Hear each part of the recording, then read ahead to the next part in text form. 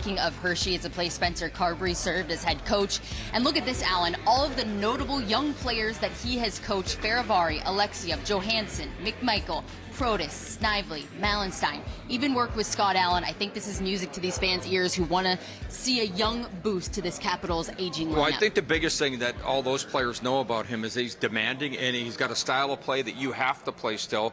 He's motivational, but he's teaching the important things of the game. And I know from my time in the American Hockey League, my last year that I played in it, we lost in the league finals. These players are getting valuable experience right now in the playoffs. My last year, we lose in the league finals, it made me an NHL player, because you realize the further you go, the most important things, how tough you are on the puck, how every bit of discipline matters, showing up every single game.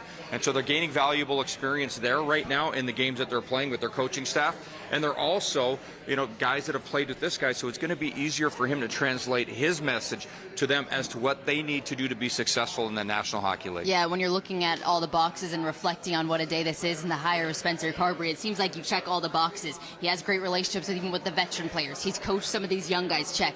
And he seems like he has that mindset that he wants to merge the two and bring his own philosophy as a strong coach, and that's, I think, what this team needs right now. Well, one of the things that really stands out with him from everyone I spoke with that knows him intimately well is that he's very convicted in what he believes in and how the game should be played. He's got strong ideas, but he doesn't act like he invented the game. He doesn't think that he knows everything about it, and that's key. I think when coaches get to the point where they think that their way is the only way and that they know everything about the game, they are done. And I think you have to be fresh and innovative, and that's why I think in the different levels he's coached at, the ECHL, the AHL, being an assistant coach in the National Hockey League and seeing what works, what doesn't work, I think it's valuable experience that he is now the 20th head coach of the Washington Capitals, his 14th stop in his hockey jersey journey from when he left home as a junior hockey player. So it's been a road traveled all over North America, and here he is in Washington, D.C. Yeah, first to serve as head coach of all three organizations: South Carolina, Hershey, and now with the Washington Capitals. Well, Joe Beninati had us covered all day long. Let's send it over to Al Koken with the best play-by-play man in the business. Well, we're with today's master of ceremonies at the Spencer Carbery announcement. I think Joe Beninati has another job. It's escaping me at the moment, but first of all, great job here with the presser, and very impressive how Spencer Carbery handled everything. Oh, and no surprise. From the first time I ever met Spencer Carbery to the point where he's now the head coach of the Caps, I've heard so many people describe him as having this tremendously infectious energy about him. And automatically, as he meets the media here in Washington, D.C. today, you get that sense. And you could see how that would be able to convey throughout the room, throughout the players who he has to now lead. And I think you can get the sense that he's cherished this opportunity. I think it's been in the back of his mind for quite some time as he was coming through the Capitals coaching ladder. And now that he's here, I fully expect him to take this opportunity and run with it. I think we all kind of could see him maybe a bit from afar. We go to development camps, you go to training camps, and instead of seeing who's that guy standing there, you're like, wow, who's that guy buzzing around the ice? You could see he was not just sitting back as an AHL coach. He wanted to be a very active part of the Capitals organization, even when he was in the AHL and the ECHL. And really, you and I have no direct contact with Spencer. We've seen Carbery run those practices at development camps and be on, rink A while the Caps are on the main rink. The ECHL team, the AHL team, the college prospects are on rink B, and there's Spencer. And yes, you notice the energy that he conducts a practice. You see him very demonstratively at times approaching players on the ice. I understand that he's a terrific teacher. From what I gather, a great communicator.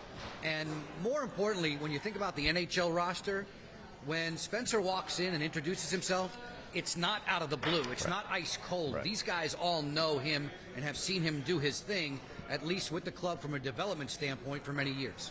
How big were the 2 years in Toronto for him? I would say enormous, in that you can do an awful lot as a head coach in the ECHL in South Carolina, and similarly in the American Hockey League. And in both of those leagues, he was recognized as Coach of the Year material.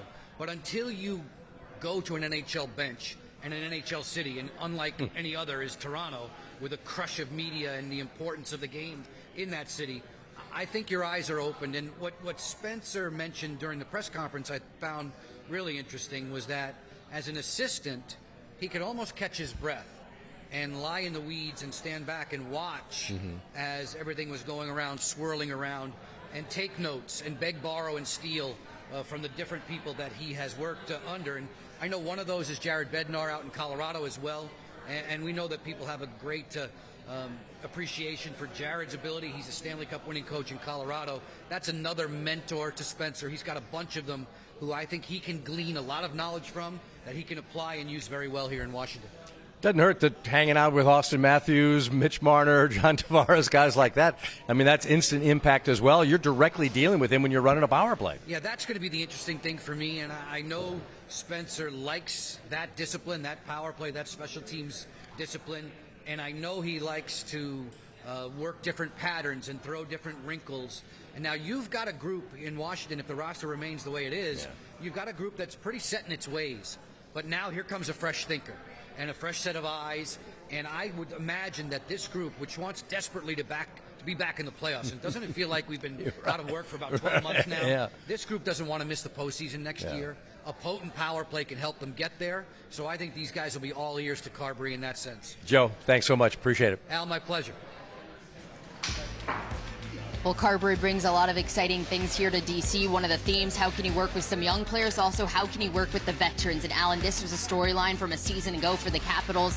The injury bug seems to be hitting this team. You look down the list, plenty of man games lost. Hopefully a long offseason will mean they will be healthy at the start of next year. Absolutely, and Beck Malestein should go on that list as well when you think of it. He broke his finger killing a power play out there on the penalty kill. So I just look at that. You know, health is certainly going to help this team. Getting players full off seasons of training. You look at Nick Backstrom needs a full off season. Tom Wilson needs a full off season. Ovi needs to get rest and rehabilitated. So he's back at his best. So when I look at the core players, they're going to be fresh this year. They're going to have a great summer of training and getting ready to be better players, not just come off an injury and doing your rehab. So when I look at that, he's going to have a better roster to deal with, I think, even though everyone's a little bit older, but there's going to be an influx of younger players. So you have the offseason, a fresh new voice in the room. How do you think the Capitals are going to begin next season? Because right now I'm energized and hopefully the players are too. Slow down, calm down. So what has to happen? Is it September already? Yeah, what has to happen already? We need our time off too. So what has to happen, these players, the most important thing is get everyone fresh and ready for training camp.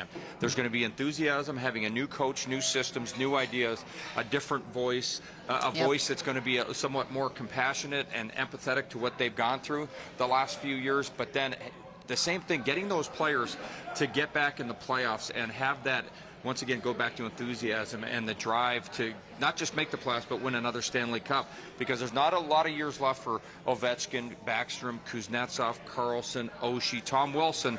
So you want to do everything you can right off the bat with Spencer Carbery to be another National Hockey League powerhouse. Well, it's an exciting new day for the Washington Capitals, hiring their 20th head coach in franchise history. Alan May, it was great to see you. Get back to your off-season festivities. Thank you so much to Joe Beninati, Al Koken, and everyone else who contributed to our broadcast. The Capitals got their guy. Spencer Carbery is the brand new bench boss here in Washington, D.C. We look forward to seeing you at the start of next season. Hopefully you enjoyed our live coverage of today's introductory press conference. We'll see you back in September.